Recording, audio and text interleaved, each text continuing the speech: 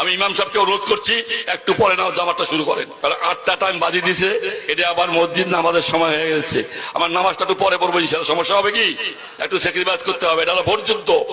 বদরের যুদ্ধে রমজানের জন্য স্যাক্রিফাইস হয়, এই ভোট যুদ্ধের নামাজটা পরে পড়বো ইনশাআল্লাহ, ঠিক আছে তো? আমি ইমাম সাহেবকে অনুরোধ করছি একটু পরে নাও জামাতটা শুরু করেন। তাদের আরেক নেতা, যার বাড়ি কিনা কুমিল্লা জেলায়, সেই নেতা কিছুদিন আগে তাদের এক দলীয় সমাবেশে বলেছে তাদের কর্মীদেরকে যে 12 তারিখ পর্যন্ত আপনারা জনগণের পা ধরবেন, তারপরে বাকি পরবর্তী 5 বছর জনগণ আপনাদের পা ধরবে। আপনারা দেখেছেন আজকে একটা ভিডিও আমার ভাইরাল হয়েছে, আমরা সেনা ক্যান্টনমেন্টে ঢোকার সময়। এই যে ভিডিওটা, এটার জন্য এটা আজকের আসলে না, এই ভিডিওটা গত মাসের 6 তারিখে, তার মানে প্রায় 1 মাস আগে।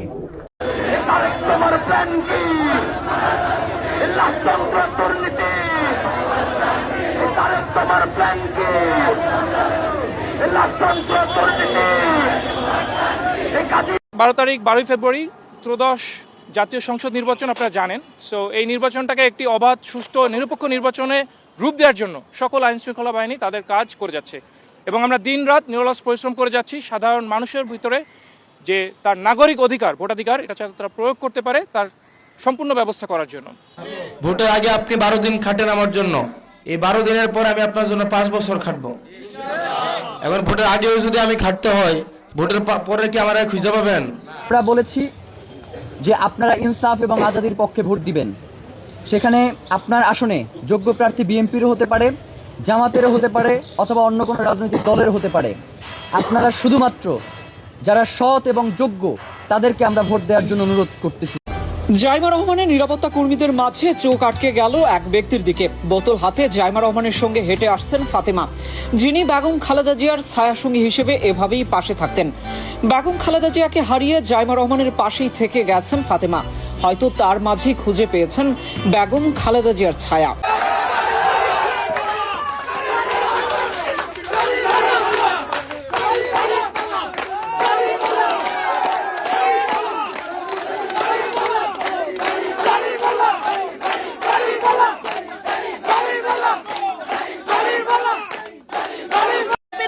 আপনাকে বহিষ্কার করা হয়েছে, আপনি স্বতন্ত্র প্রার্থী হয়েছেন বলে, কিন্তু বিএনপির সহকর্মীরা কি আপনার সাথে? এখন কারো গায়ে তো আর কিছু লেখা নাই, আমার সাথে সাধারণ মানুষ আছে, ভোটার আছে, কে কোন দল করে আমি একেবারেই সেটা আমার কাছে গুরুত্বপূর্ণ না। কর্নেল ওলি সাহেব উনি প্রথম রিভোল্ট করছিল, এই কথাটা বলছে, এটারই একটা ভুল ব্যাখ্যা দেওয়া হচ্ছে যে ডাক্তার শফিকুর রহমান স্যার বলছে স্বাধীনতার ঘোষক কর্নেল ওলি আহমেদ। বাংলাদেশের জাতীয় নির্বাচন আর কোথায় হবে কিভাবে জানি না, তবে ঢাকা 11 আসনে কিন্তু ঠিকই হবে। খালেদুজ্জামান এবং তারেক রহমান যে এগেনিস্ট পার্টি, সেক্ষেত্রে কিন্তু যে নির্বাচনটা কেন্দ্র করে নানান ধরনের ভিডিও ভাইরাল হচ্ছে। ইতিমধ্যে সোশ্যাল মিডিয়াতে যে নিউজটা খুবই ঘুরপাক খাচ্ছে যে ডক্টর খালেদুজ্জামানের সাথে সেনাবাহিনীর বিতঙ্গ হচ্ছে, এটা নিয়ে কিন্তু অনেক তুমুল একটি আলোচনা হচ্ছে। কেননা যে ডক্টর খালেদুজ্জামান তার গানম্যান নিয়ে যখন সেনা ক্যাম্পের মাঝ দিয়ে পারাপার হইতেছিল, ঠিক তখনই কিন্তু সেনাবাহিনীর সঙ্গে তার একটি বাক বিতঙ্গ তৈরি হয়, এবং একইভাবে তাদের যে উভয়ের যে প্রশ্নগুলো ছিল যে বাংলাদেশের সাধারণ নাগরিক হিসেবে একজন তারেক রহমানও এমপি প্রার্থী, আমিও এমপি প্রার্থী, সো তারেক রহমানের কেন এত প্রোটোকল, বা আমার কেন এত প্রোটোকল থাকবে না, গানম্যান নিয়ে পারাপার হতে পারবো না? দর্শক, আপনাদের মতে তারেক রহমানের ওয়েট আর ডক্টর খালেদুজ্জামানের ওয়েট কি একই মাপের? অথবা যদি একই মাপের হয়, তাহলে সেনাবাহিনীর যে কর্মকাণ্ড সেটা কি আদৌ উচিত হয়েছে কিনা জানাবেন কিন্তু বিস্তারিত আমাদের কমেন্ট বক্সে। আর ইতিমধ্যেই যারা আমাদের চ্যানেলটি সাবস্ক্রাইব করেছেন তাদেরকে অসংখ্য ধন্যবাদ। যারা এখনো আমাদের চ্যানেলটি সাবস্ক্রাইব করেনি, চ্যানেলটি সাবস্ক্রাইব করে রাখবেন, বেল আইকনটি অন করে রাখবেন। চলুন দেরি না করে ভিডিওতে একটি লাইক দিয়ে দেখে আসি আজকের ভিডিওর বিস্তারিত। জিয়া রহমান ঘোষণা দিছে, আর উনি প্রথম ব্যক্তি যে রিভোল্ট করছিল, আর উনি প্রথম ব্যক্তি যে বিদ্রোহ ঘোষণা করছিল আর্মির মধ্যে, মানে কর্নেল ওলি সাহেব। এই কথাটাই তো বলছে, এই কথাটার ভাঙ্গা চুইরা ঘুরে আইনা বলতেছে কি জিয়া রহমান ঘোষক না, কর্নেল ওলি ঘোষক। মানে পচাইতে হবে, পচাচ্ছে। পচান, কোনো অসুবিধা নাই। এগুলো কেউ সিরিয়াসলি নিয়েন না ভাই। নির্বাচনে এরকম খেলাধুলা চলবে, আমি উনার বদনাম করুন, উনি আমার বদনাম করবে, এটা চলতে দেন, এগুলো কানে নিতে নাই। কিন্তু গায়ে হাত তোলা যাবে না। গায়ে হাত না তুলা যত ইচ্ছা তত কাদা ছোড়াছুড়ি করেন, কোনো অসুবিধা নাই। এর মধ্যে তো দেখছেন আপনারা একটা ভিডিও খুব ভাইরাল হচ্ছে, খালিদুজ্জামান, ডাক্তার খালিদুজ্জামান ক্যান্টনমেন্টে যায়া এমপিদের সঙ্গে খারাপ ব্যবহার করছে। এমপি মানে মিলিটারি পুলিশ, চেকপোস্টে ওনাকে বাধা দিছে। কেন বাধা দিছে? ওনার সাথে ওই যে মাল টাল আছে ওনার বডিগার্ডদের সঙ্গে, ওই আর্মস দেখা বাধা দিছে। আসলে ক্যান্টনমেন্টে এসব নিয়ম নাই, আপনি আর্মস নিয়ে ক্যান্টনমেন্টে ঢুকতে পারবেন না। কিন্তু বাধা দেওয়াতে উনি যে ব্যবহারটা করছে, ওই ব্যবহারটা আমার ভাল লাগে নাই, ব্যক্তিগতভাবে আমার ভালো লাগে নাই। উনি পা চাটার কথা বলতেছিল, নাকি রাস্তা চাটার কথা, আবার বলতেছিল ষড়যন্ত্র কইরা দেশটা ধ্বংস করতে চাইতেছেন আপনারা, আবার কি জানি বললো। ও হ্যাঁ, 5 তারিখের পরে অনেকে আমাদের পায়ে ধরছে, 5 তারিখের পরে। এই কথাগুলো আমার পছন্দ হয় নাই। কিন্তু একটু আগে দেখলাম এই ঘটনা নাকি 1 মাস আগের, উনি ওনার পেজ থেকে জানাইছে 1 মাস আগের। এটার জন্য নাকি উনি সরিও বলছে, যে কোথায় সরি বলছে না বলছে এরকম ভিডিও আমি দেখি নাই। কিন্তু ব্যক্তিগতভাবে আমার ব্যাপারটা পছন্দ হয় নাই। হ্যাঁ, ব্যাপারটার মধ্যে একটু অন্যরকম ভাব ছিল, একটা রংবাজি ভাব ছিল, পছন্দ হয় নাই। কারণ কি জানেন, আইন কানুন মাইনা চলতে হবে, আইন ছাড়া তো একটা দেশ সুন্দর হইতে পারে না। আর যাদের হাতে আইনের দায়িত্ব তাদেরকে ভাই এভাবে তুচ্ছ তাচ্ছিল্য করে কথা বলা যাবে না। আসলে এটা হয়েছে কেন জানেন, গত 15-16 বছরে এই যে পুলিশকে যেভাবে ব্যবহার করা হয়েছে, আর্মিকে ব্যবহার করা হয়েছে, র্যাবকে ব্যবহার করা হয়েছে, যার জন্য র্যাবের নামই বদলে গেছে। এখন পুলিশেরও ড্রেস চেঞ্জ হয়ে গেছে, অনেক কিছুই পরিবর্তন হয়েছে। অতীতের ওগুলো মনে রাখতে নাই। অতীতে ওনারা ব্যবহার করছে, ওনারা ব্যবহার হয়েছে। হ্যাঁ ভাই, এই যে বিছানার চাদরের মতো ব্যবহার করছে এই পুলিশ প্রশাসন, আইন কানুন সবকিছু বিছানার চাদরের মতো ব্যবহার করছে গত সরকার। কিন্তু 5ই আগস্টের পরে রক্ত দিয়ে সেসব তো ধুইয়া মুছা দিছি আমরা। নতুন একটা স্বপ্ন দেখতেছি, আর এই স্বপ্নটার দায়িত্ব কাদের হাতে? যারা নেতা আছে তাদের হাতে। আমরা ভোট দিয়ে তাদেরকে সংসদে পাঠাবো, তারা আমাদের স্বপ্ন পূরণ করবে। এই তো আর কয়দিন, 7-8 দিন পরে আমরা সেই দায়িত্বটা পালন করুন। 7-8 দিন পর্যন্ত যাওয়ার জন্য, এই নির্বাচনটা করার জন্য পুরো আর্মি, পুলিশ, র্যাব, আনসার সবাই হেল্প লাগবে ভাই। আর্মি তো কথা দিছে ভাই, আমাদের ওয়াকার সাহেব কথা দিছে, আজকেও দেখলাম। হ্যাঁ, উনি বলতেছে যে আপনারা সবাইকে ঝাঁপায়া করতে হবে, কোনো অজুহাত শুনতে চাই না। যেখান থেকে ওখানে যাইতে এই প্রবলেম হয়েছিল, গাড়ির প্রবলেম হয়েছে, আমরা যাইতে পারি নাই, পৌঁছাইতে পারি নাই, এরকম কোনো কাহিনী শুনতে চাই না। একদম সঠিক নির্বাচন করতে হবে। যাই হোক, এরকম কথা বললে ভাল লাগে, শুনতে ভাল লাগে। কিন্তু নির্বাচনে কি হবে? হাড্ডাহাড্ডি লড়াই হবে, তাই না? এটাই তো আমরা দেখতেছি। এবারে নির্বাচনে সবচেয়ে চমক হলো নারী ভোট। এর মধ্যে অর্ধেকের কাছাকাছি নারী ভোটার, মা বোনদের ভোট অর্ধেকের কাছাকাছি। এটা নিয়েই কারাকারি, এটা নিয়েই কিন্তু এত কাহিনী। ওই যে হ্যাক কইরা, পোস্ট ভাইরাল কইরা, নারীদেরকে অপমানজনক কথা বইলা ডাক্তার শফিকুর রহমান স্যারের পচায় দিছে। 2-1 দিন কিন্তু পচাইছে, কিন্তু ভাই অনেকে বিশ্বাসও করছে এই কথাটা। এখনো টক শোতে গেলে দেখবেন অনেকে এটা নিয়ে তর্ক করে, এখনো টক শোতে এটা নিয়ে তর্ক হচ্ছে, কন্টেন্ট তৈরি হচ্ছে। কারণ নেতা বলছে যে না, এইটা হ্যাক হয় নাই, এই ঘটনা সত্যি, ওনারা গা বাঁচাইবার জন্য এই নাটক করতেছে।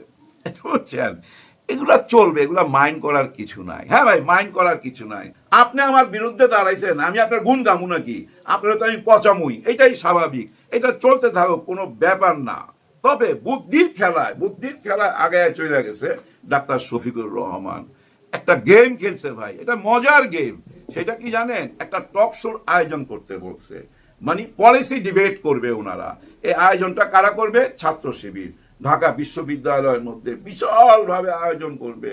বাংলাদেশের যত কূটনৈতিক আছে তাদেরকে দাওয়াত করবে, বাংলাদেশের যত সাংবাদিক আছে সবাইকে দাওয়াত করবে, বুদ্ধিজীবীদের দাওয়াত করবে, এবং এই জনসাধারণও যাইতে পারবে। তারপরে কি হবে?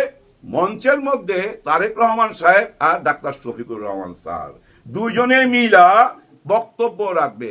ওনাদের কি মিশন, কি ভিশন সব তুলে ধরবে, দেশ নিয়ে ওনারা কি ভাবতে চায়।